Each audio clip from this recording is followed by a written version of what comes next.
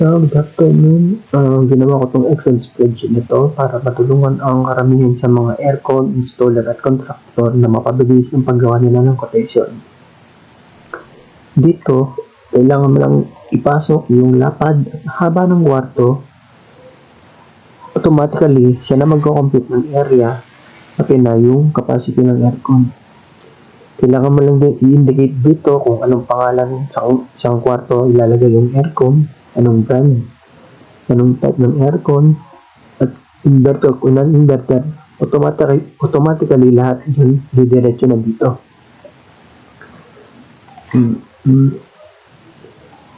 Kailangan mo din ilagay kung magkano ang installation cost mo po. Halimbawa kung 1 to 1.5 HP, pwede mong lagay yan 5,000 or 8,000.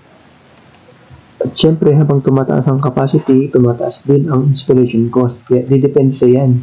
Kaya lahat ng kulay pula dyan, pwede mong palitan. So, example natin to. Halimbawa to, gawin natin master's bedroom.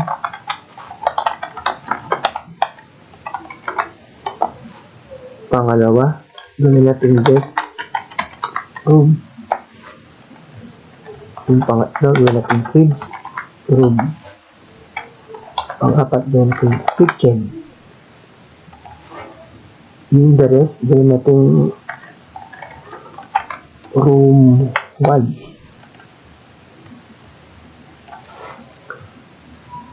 So, kung makikita sa quotation, ayan, lumabas. Masters, guest, kids, kitchen, room 1, 2, 3, 4, 5, 6.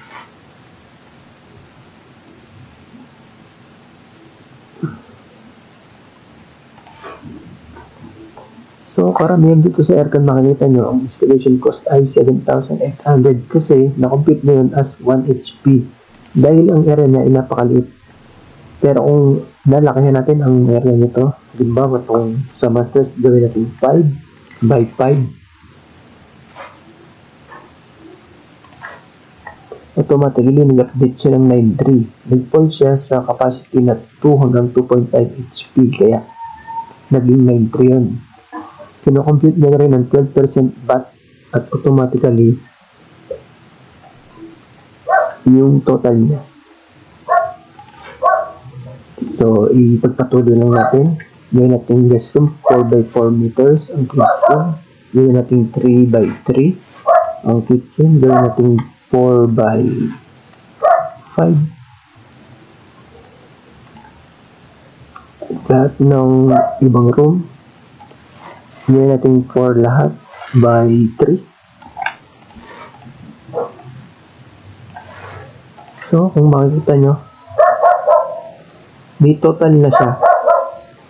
Total contract na 296,000. Pero, hindi pa kasama ang unit dyan. Dahil dito, ikaw na manually maglalagay ng unit cost ng bawat aircon. Kasi, dinidepende yan bawat brand, bawat type at capacity.